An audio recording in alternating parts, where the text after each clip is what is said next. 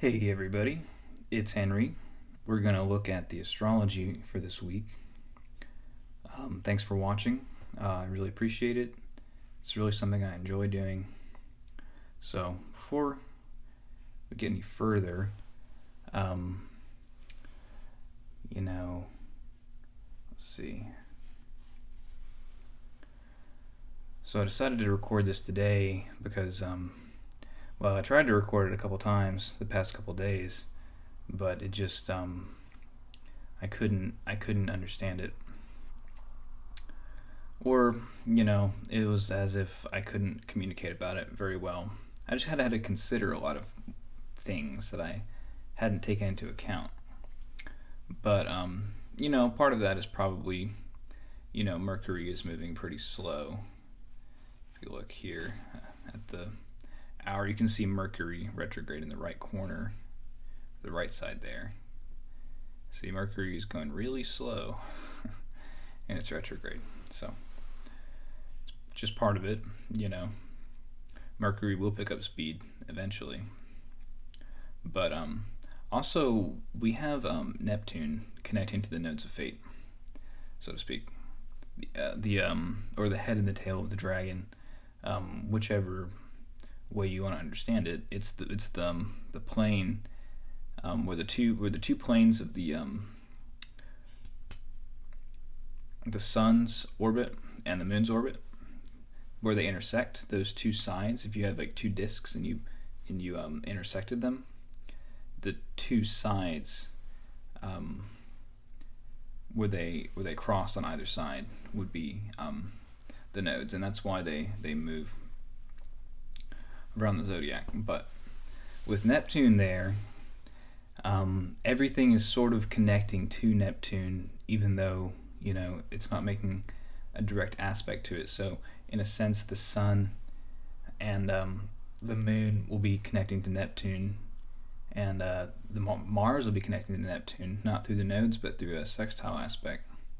So I wouldn't expect things to get less confusing in a natural sense. If you believe in God, God can make your life very clear and your mind very clear and your understanding very perfect by his wisdom.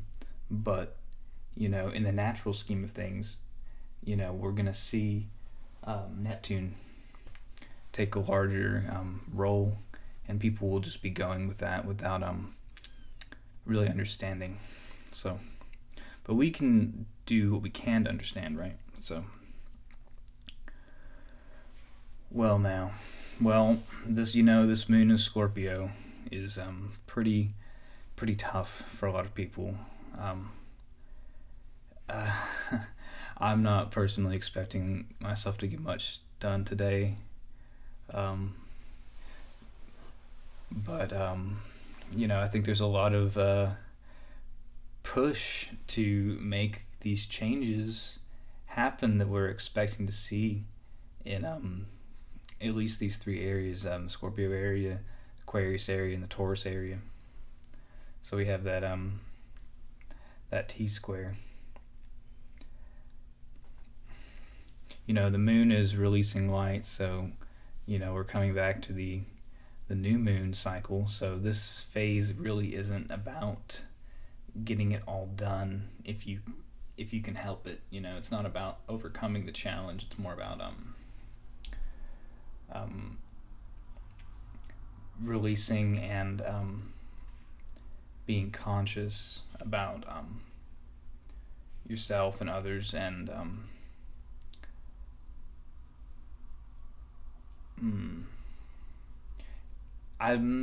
it really depends, but I want to use that word conscious because it's you can imagine, like, if you were feeling unconscious or being unconscious through a phase like this, you might run into a lot of impulsive decisions, a lot of roadblocks. It looks like we're feeling like we can do a lot impulsively, we can get a lot of action done, but the other the testimony that's stopping us from doing that is this square Saturn and Jupiter, Venus. There's only so much we can do. Um,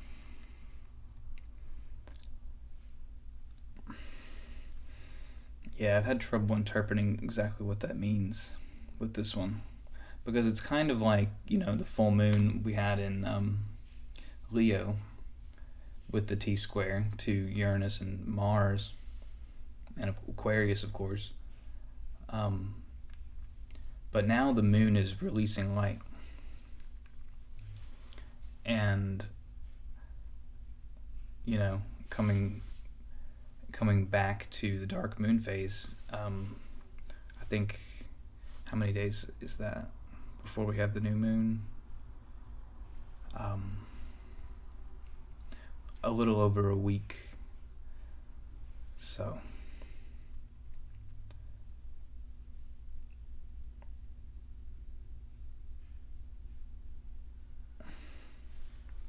well, let's look at some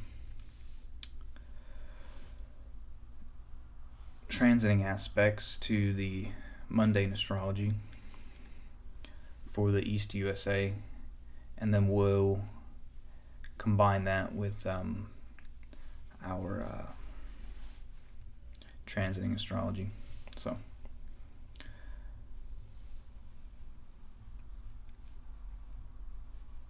I decided to record this today, by the way, because of this election here. We have the moon trining the Mercury of the natal chart for the mundane astrology. So I don't know. I just kind of wanted to test it out. It feels like there's more support for Mercury than you would otherwise expect with the separating trine already having passed this much. But a lot of astrology is kind of like experimenting. Like you predict what you think it will be, and then you be conscious through it, and it tells you what it really is. But the more you are aware of what's actually occurring, you can kind of build these principal insights into the natural while you go about what you have to do. So there's just so much stuff going on. Like this whole second column is just difficult aspects, potentially. The only one that's not difficult of itself is the Sun square Venus. It's actually quite an opposite testimony to the rest of what the moon is doing with most of the planets in this 24-hour period. So I have that on the other page, or I could have that.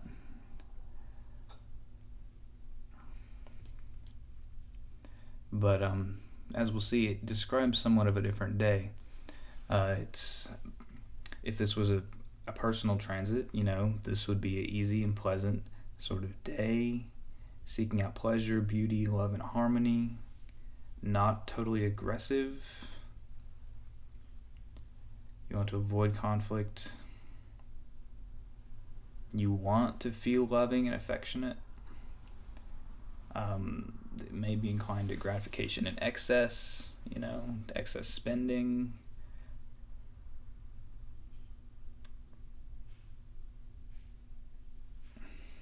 But it can kind of throw some light on where we're really strained and difficult. So if you're running into a lot of difficulties today, instead of like trying to fix it, it's more about like looking at like, oh, like this is really where we're all at. This is what's really going on with me and with the people around me. And we can kind of really get a good look at that because the light is being shown, especially with the sun still close to the moon of the chart. We're kind of dealing with this axis of the moon and Venus right now. In the mundane astrology, there's a square between Venus and the moon. The moon's in Aquarius, Venus is in Taurus. We can just look at that real fast.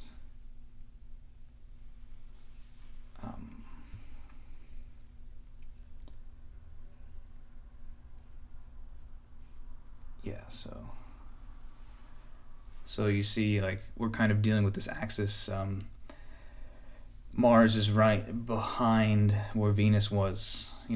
Mars is only a couple degrees before this Venus, and the moon, or the sun, is only a degree or so after this moon. So that's pretty much where all this is playing out around. And we'll turn, let's see.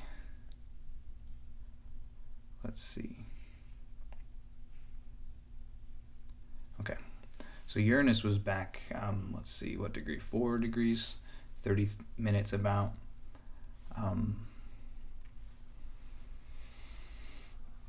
So the moon also has to move through this sort of what Uranus and Taurus was doing a year ago, changing things in the what Taurus rules over, like land and the five senses, the tactility of things.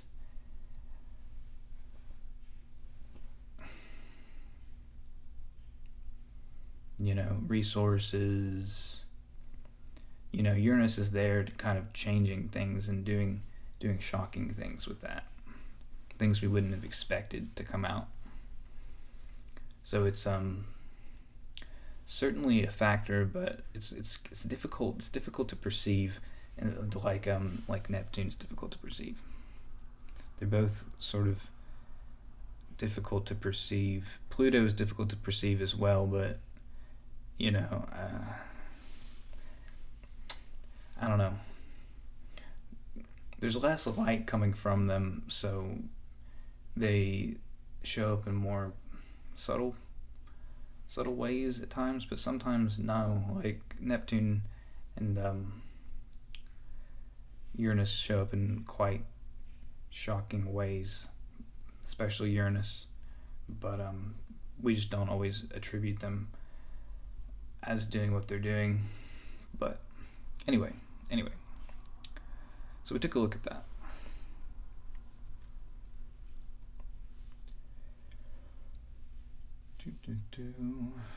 Chart 2. Right, so this is all kind of going on in the background. Probably more tomorrow, but today is kind of like picking up on the extremes and the restrictions, and kind of really feeling that in our values and in our relationships. So okay. So towards the end of the day on Thursday, we could be picking up on something different. So now that the sun has thrown a lot of light on this Venus in Taurus, Venus in Aquarius, her light is being cast by a square to where Uranus was last year by the end of the day. So maybe it's even nostalgic, looking for pleasure in that sense. But let's look at the Robert Handbook. The Robert Handbook. All right.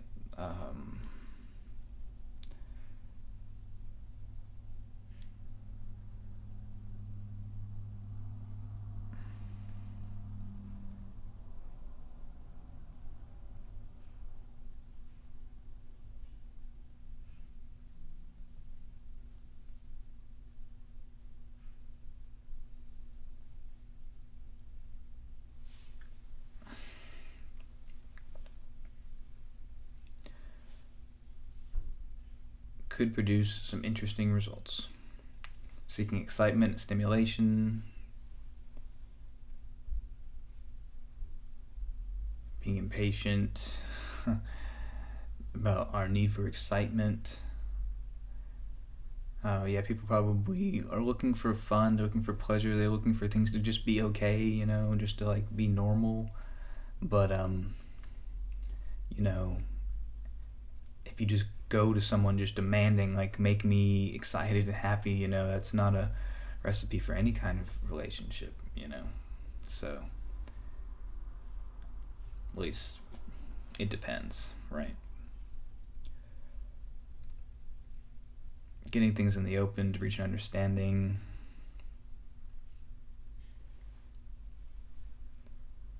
Don't make more out of it than it is. It looks like new experiences, beauty, art. Especially with Neptune in the mix. So we'll really be looking for like beauty, art. If you had a really hard couple of days, people might be trying to escape at this time, which could be like a bad expression of this, but just have to take care of what you can take care of. But anyway, we get into Friday, and because this is mostly stuff with the moon, let's just take a look at them. Okay, so that's good to talk about. So Venus, or the moon, will go void of course after it passes the 23rd degree, it looks like. Yeah, so the last aspect she makes is to Mercury Retrograde in Aquarius. So if you're up late this night, it just looks like there's a lot of strong energy in the background, and we're really maybe not relating with it in the best way, even though we want to. It feels like we should tomorrow night.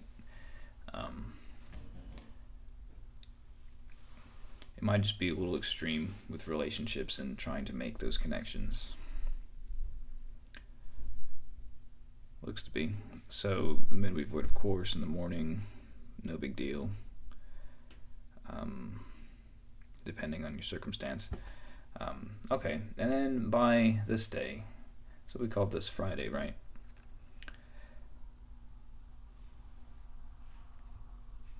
The moon is in the Sagittarius, picking up on the sextile to all this, but also kind of moving into the south node, where, as I said, that's where Neptune is, in a sense. So the sun is there with Mercury and Neptune. So I would definitely just be careful of more illusions. There were illusions all throughout this week. It looks like there's a potentiality of getting caught up in this illusionary space, and because of the south nodes here, you may be challenged to let go of something.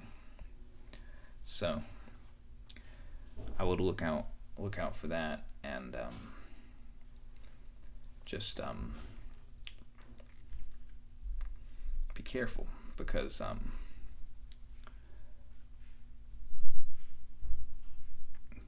with the south node in Sagittarius and with Neptune at the crossroads, it's really hard to talk about. These past few videos I've tried to record, I've struggled to try to describe what this thing that Neptune is doing is. It's really subtle, but just don't get caught up in conspiracy. There probably is conspiracy going on, but getting caught up in it is not going to help you see through it, right? So look to the truth. Look to wisdom, especially on this day, because wisdom is behind all things. She set up things in the back. God established things by wisdom. So, it's a more primary cause to these instrumental causes.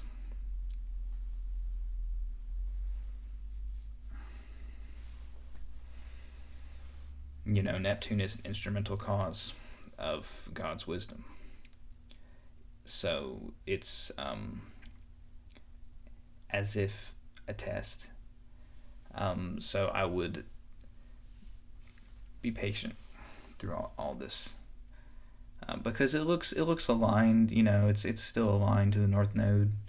The luminaries and Mercury are making it. It could be a really pleasant day with a lot of good progress that we just kind of got hung up on making. But still, we might have to let go of something. Looks like, and then the moon will go void, of course. And let's see, pretty early in the signs, 22:38. So, and that's after the sextile to Mercury. It looks like so. At least in America, that's in the middle of the night. So you can just kind of sleep through that. uh, and then what is the 7th? Is that Saturday? Sunday? We skipped Saturday. No, that's just what Saturday was. We'll get to that Venus Saturn conjunction. But Sunday, Mars Venus conjunction, Moon goes into Capricorn, where Venus just left. So Venus was the only energy other than Pluto in Capricorn for many weeks. So that'll be interesting to see if Venus themes sort of show up around this time, especially with this other mundane testimony. So okay, let's so the Venus Saturn conjunction, what's around that? That's about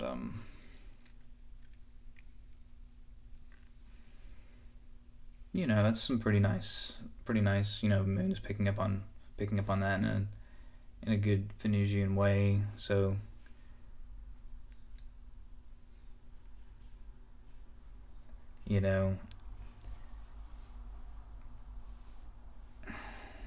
I would call this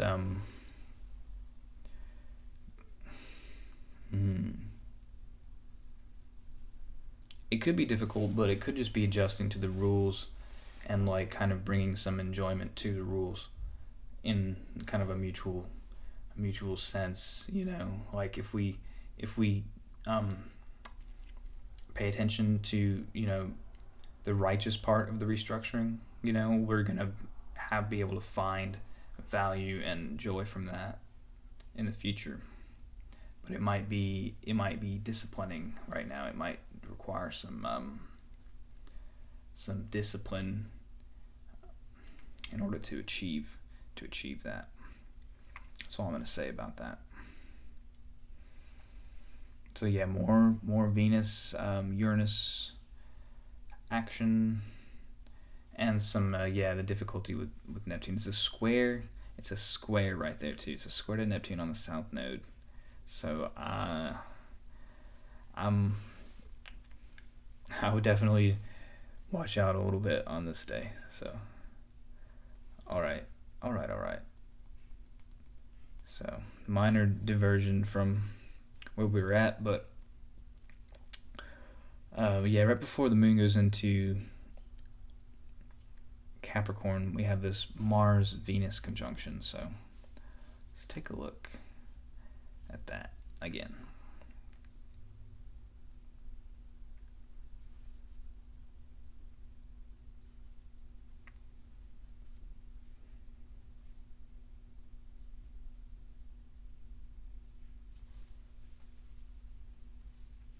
Sexual energy is strong. Physical love.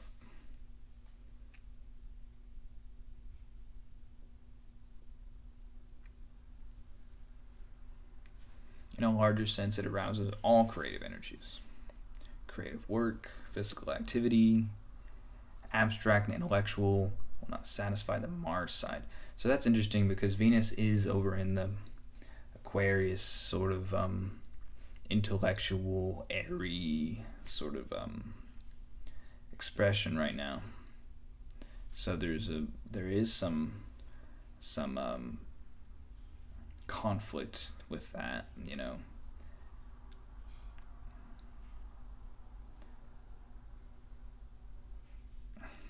You know, at best or at worst, you know, you just make sure you get some good exercise on this day, you know. Really just make sure to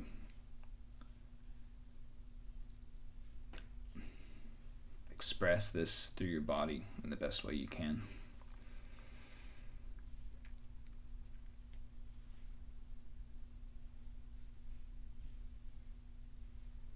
It could be really nice. You know, I don't really want to say more about that because it's really kind of a personal, like a very personal one there. So, Moon in Capricorn.